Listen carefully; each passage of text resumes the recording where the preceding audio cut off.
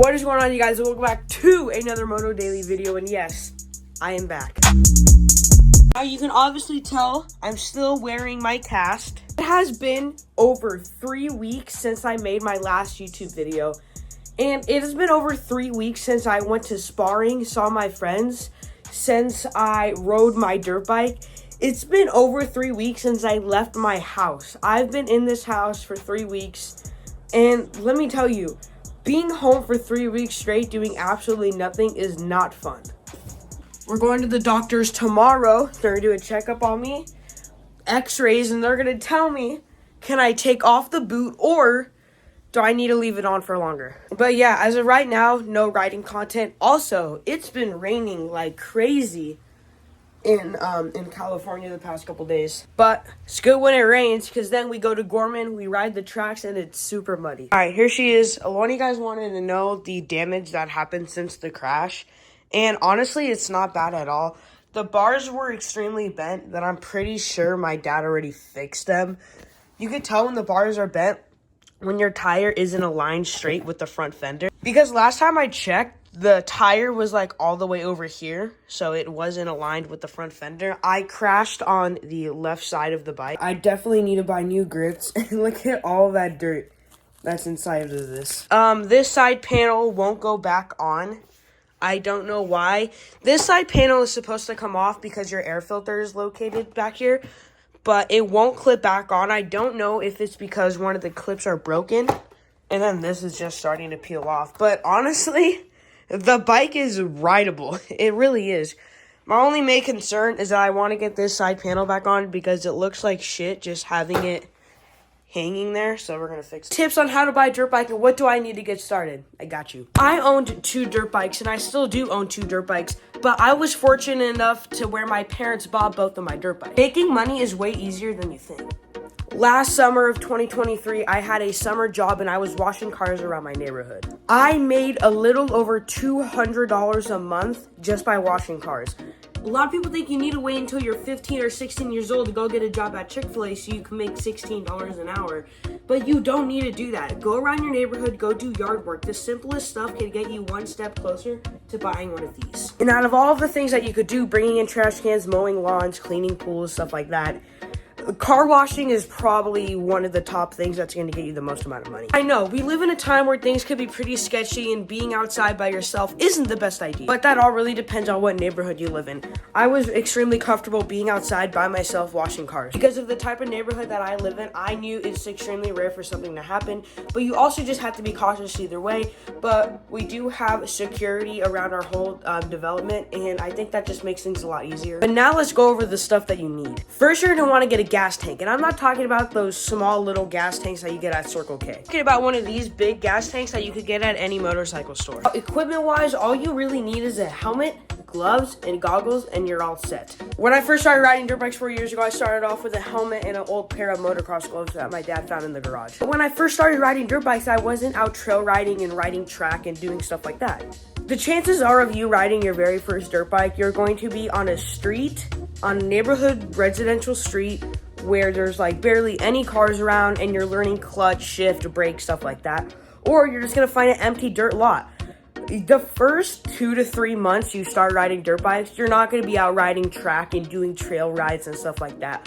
So all of the equipment isn't necessary for those 2 to 3 months. Now, let's say you don't want to do any of those things, and I like to call them backyard riders. Backyard riders, which is where you just like riding around your street, you like riding in your wash and stuff like that. What equipment do you need for that? The exact same thing. Just a pair of gloves, helmets, maybe some goggles, and you're all set. The riding boots, the body armor, the pants, the jerseys, extremely overboard for you just riding around your street going 20 miles an hour. This is Windchaser's new rider travel bag, and there's a couple reasons why I bought this. Let's review it. For those who don't know, when I crashed my dirt bike, my dad and I were about 10 to 15 minutes away from our truck. And that seemed like a long time. I was super dehydrated, I was really dizzy, and honestly, I didn't really know where I was the first 2 to 3 minutes after I crashed. I had no food that day, I had nothing in my system, and it was just really bad. So, 3 days after the crash, I bought this. This has been sitting in my closet for about 2 to 3 weeks, waiting to review it. I have a feeling that I am extremely close to getting back on my bike, so I decided why not put it in the video now. This is Windchaser's new rider travel bag. You can use this if you're a motocross rider, if you ride mountain bikes, stuff like that. This one has a lot of reviews. I've never ridden with a bag on my back. But the reason why I'm doing it is so that way, let's say this does happen again, which I'm sure it will eventually, we have water, first aid kit, and our cell phones in the bag. My dad, he keeps his phone in his motocross boot, and that actually shattered his lenses on his iPhone, and that's why I don't think it's a good idea to keep your phone in your motocross boot. So this thing is really going to help. I got this off of Amazon for about 20 to 30 bucks. I can't remember exactly off the top of my head, but this is it. As you can see, super slim, which is really nice, but the amount of pockets that this bag has is crazy. Now, one thing that I like about this bag is that you can see you have the foam pad right here. So that way, while you're riding, this bag is super comfortable to hold, or to carry, I meant to say.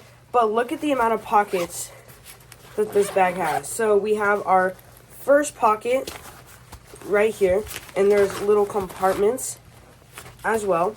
We have our second pocket, which is right in here.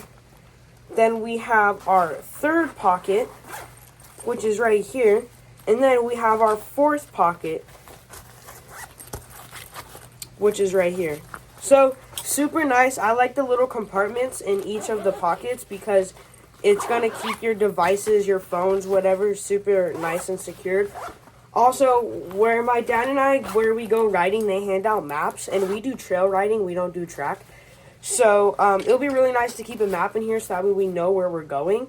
But overall, I love this bag. I love the color. This is the HO2 bag, by the way. They have made several types of bags, and I guess they're just upgrading them every year around. But I love the way this looks, and we're going to put it on right now.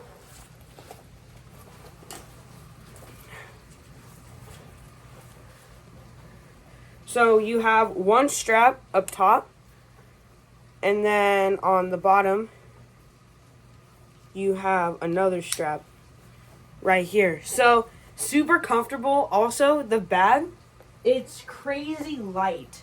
Like, this is super light. I mean, I'm sure it'll be a little heavier, but, like, the bag is really light, and it's pretty comfortable on my back. The padding is really nice. You can feel the padding like crazy.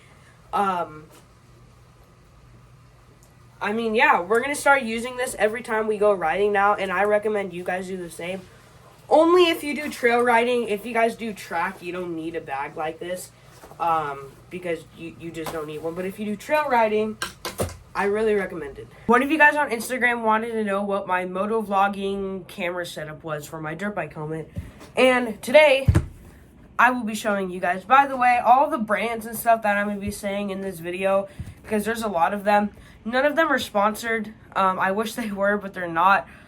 They're all just recommended brands, and if you want to get any of them, I recommend them. I think they're super nice, cheap, good quality, durable brands. But without further ado, let's get right into the motovlogging setup. By motovlogging, I mean when I'm riding around my street and going in the wash and stuff like that, I use this setup. But when I go trail riding, I take the setup off. Well, I take the microphone out because I don't want the microphone to get ruined, and I'll explain that why.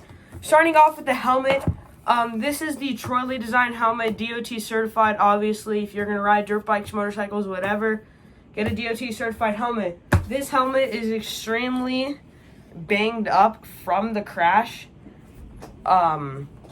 So, I mean, yeah, but normally my helmet is super clean and shiny, but not anymore. There's dirt in all of the screws, and the scratches on this helmet right now are absolutely crazy. But this is a Troy Lee Design helmet, all blacked out. Troy Lee Design logo right there. We got the Troy Lee Design going across the visor. And then I put these Monster Energy stickers on myself. I got those off of Amazon. It came in like a 10-pack for like 20 bucks. starting off with the actual setup, the camera that I use, this is the GoPro Session. This was my dad's GoPro. It still is my dad's GoPro. I just use it way more than he does. Like he never uses the GoPro. The last time he used his GoPro was probably like the beginning of 2023.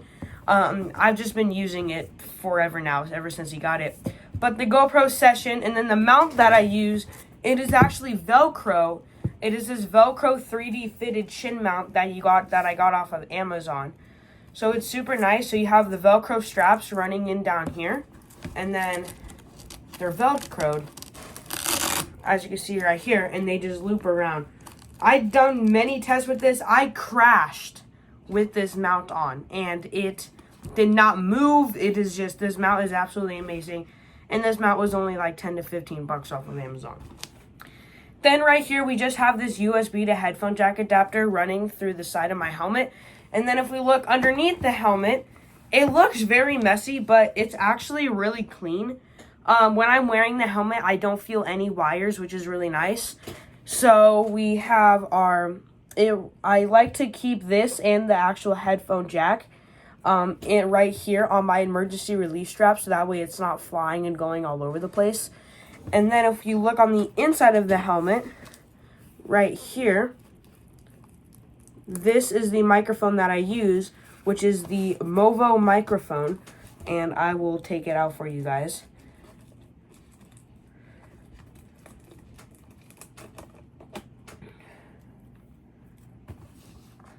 So this is the microphone that I use. I took the foam piece off because it just made a lot of static. Super great microphone, actually. A lot of people get the Sony microphones, which your audio is obviously going to be way better, but none of you guys have complained about the audio, and this microphone was about 20 to 30 bucks on Amazon. And I mean, it must be good because you guys aren't complaining about it. But the Velcro straps actually work really well. The reason why these Velcro straps work really well is because I take this and it gets clipped right here, and it's right in front of my mouth. So it's perfect. The audio is amazing. Now, the reason why I only use this setup for when I'm riding around the street, and I don't use it when I'm going through mud and dirt biking and going, in the mountains and stuff like that. This hatch on the GoPro, this door, it needs to be open in order for the mic to be connected because I don't have a wireless mic. And I don't want dirt and stuff getting in here. If I'm riding in the wash for like 5 minutes, it's not that big of a deal. Riding on the street, no dirt's going to get in here. But that's the reason why when I go riding out the track and stuff, I take the setup off. Taking the setup out is super easy. All you do is you unplug this, and you go in here, and we unclip the microphone, and then we pull the rest of the wires out of the cheek pad, just like that. And now our whole microphone setup is detached, and then I take it and I keep it in this nice case, just like that. I was gonna go on the side of the house to check my dirt bike, my pit bike, and see how demolished it was getting by the rain. That's really flooded. I'm not going over there.